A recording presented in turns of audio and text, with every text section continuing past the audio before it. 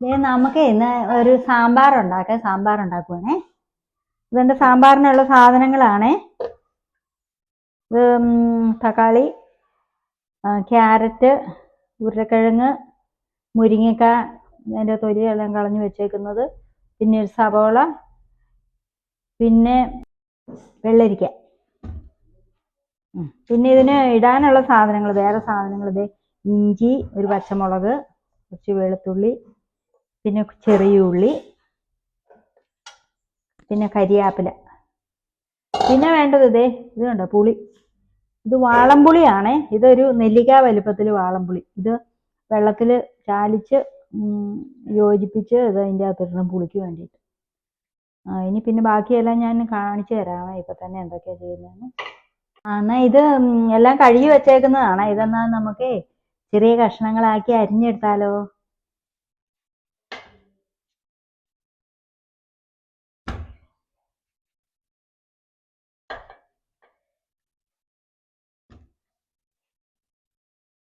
സാമ്പാറിന് വേണ്ട സാധനങ്ങളെല്ലാം ഞാൻ ഒന്നുകൂടെ കാണിച്ചു തരാമേ.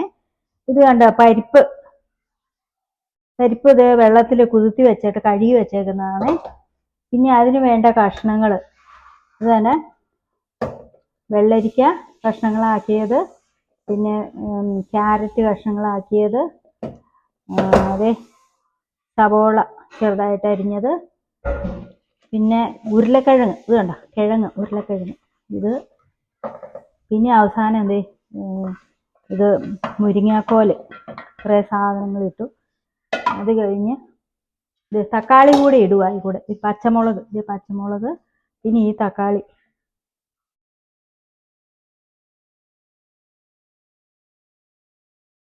പിന്നെ ഇച്ചിരി തക്കാളി ഞാനിവിടെ വഴറ്റാൻ വെച്ചേക്കുവാണേ. പിന്നെ ഇഞ്ചി ചെറുതായിട്ട് അരിഞ്ഞത്, വെളുത്തുള്ളി അരിഞ്ഞ് വെച്ചേക്കുന്നത്, ചെറിയ ഉള്ളി കുഞ്ഞതായിട്ട് അരിഞ്ഞത്.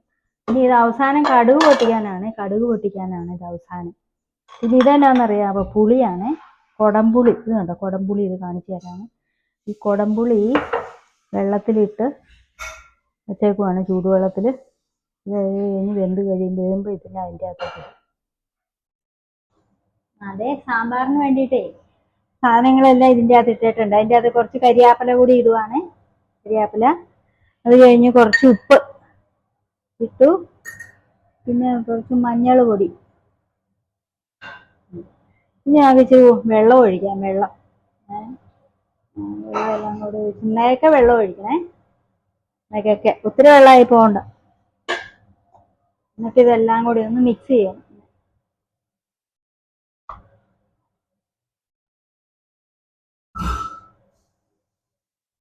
ഇത് മിക്സ് ചെയ്തിട്ട് ഇനി നമുക്ക് ഇതിൻ്റെ കുക്കറിൽ ഒരു 2 ആവി വിസിൽ വന്നേച്ചാൽ മതി. 2 വിസിൽ വരുന്നവിടം വരെ അടച്ചു വെച്ച് വേവിക്കണം.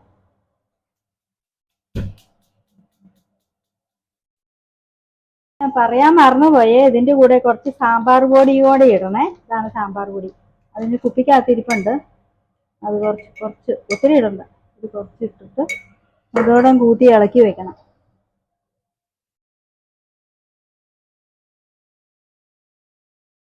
ഞാൻ പറയാൻ മറന്നുപോയേ, ഇതിൻ്റെ കൂടെ കുറച്ച് സാമ്പാർ പൊടി കൂടെ ഇടണേ. ഇതാണ് സാമ്പാർ പൊടി. അതിന് കുപ്പിക്കകത്തിരിപ്പുണ്ട്. അത് കുറച്ച് ഒത്തിരി ഇടണ്ട. ഇത് കുറച്ച് ഇട്ടിട്ട് അതോടെ കൂട്ടി ഇളക്കി വെക്കണം.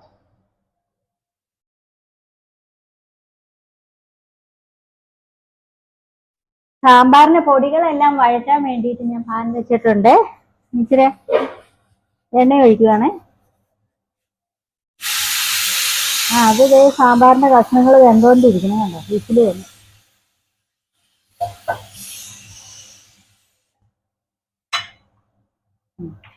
ഇനി എണ്ണ ഒഴിച്ചു. ഇനി ഇച്ചിരി ചെറിയ ഉള്ളി ഇടാം.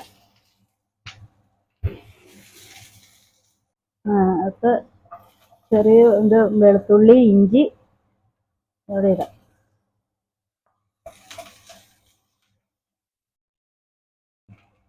ഉള്ളി, ഇഞ്ചി, വെളുത്തുള്ളി ഇതെല്ലാം കൂടെ വഴന്നിട്ടുണ്ട്. ഇനി ഇച്ചിരി സവോള ഇടാം.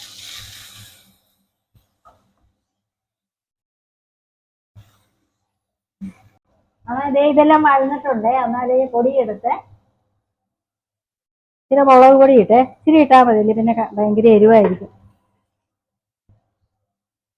ഇച്ചിരി മല്ലിപ്പൊടി,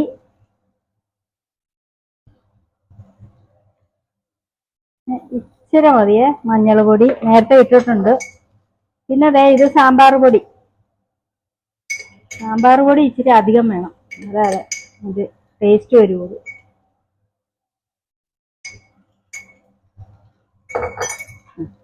ഈ പൊടികളെല്ലാം കൂടെ ഇട്ട് വഴറ്റണം, അതിൻ്റെ പച്ചമണം എല്ലാം മാറണം.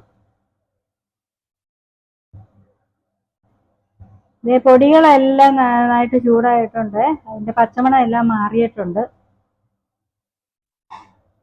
സാമ്പാറിനെ പാൻ വെച്ചിട്ടുണ്ട് കടുക് പൊട്ടിക്കാനായിട്ട്. എണ്ണ ഒഴിക്കാം.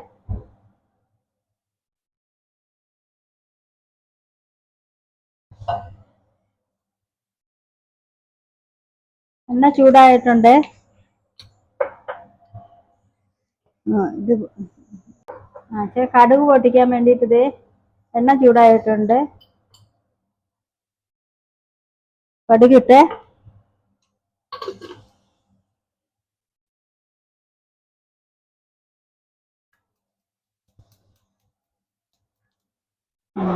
കടുക് പൊട്ടി തുടങ്ങിയിട്ടുണ്ട്. ഇനി ഇച്ചിരി കരിയാപ്പില ഇടാം.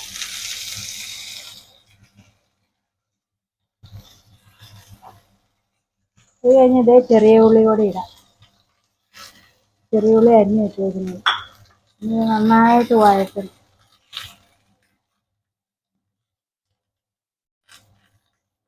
ചെറിയ ഉള്ളിയും കരിയാപ്പിലയൊക്കെ നന്നായിട്ട് വഴന്നിട്ടുണ്ട്. ഇനി നമുക്ക് കറിയിലേക്ക് ചേർക്കാം. കുക്കറിൽ വേവിച്ച കഷ്ണങ്ങളെല്ലാം നമുക്ക് വെന്തോന്ന് നോക്കാവേ.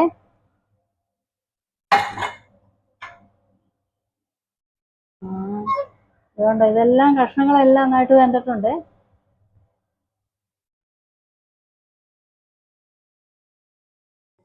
നന്നായിട്ട് വഴന്നിട്ടുണ്ട്.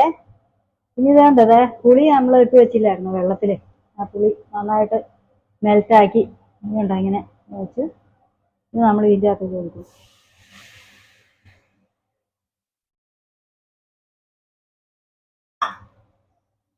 എന്നിട്ട് ഇതിനി നന്നായിട്ട് ചൂടാക്കി എടുക്കുന്നു. വെന്തിരിക്കുന്ന സാമ്പാറിൻ്റെ അകത്തേക്ക് കഷ്ണത്തിൻ്റെ അകത്തേക്ക് ഇനിയും അരപ്പെല്ലാം കൂടെ ഇടാം.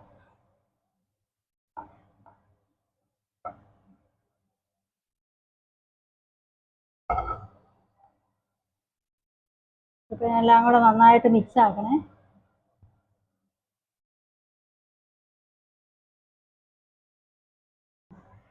ഇത് കഷ്ണം എല്ലാം നന്നായിട്ട് തിളച്ചിട്ടുണ്ട്.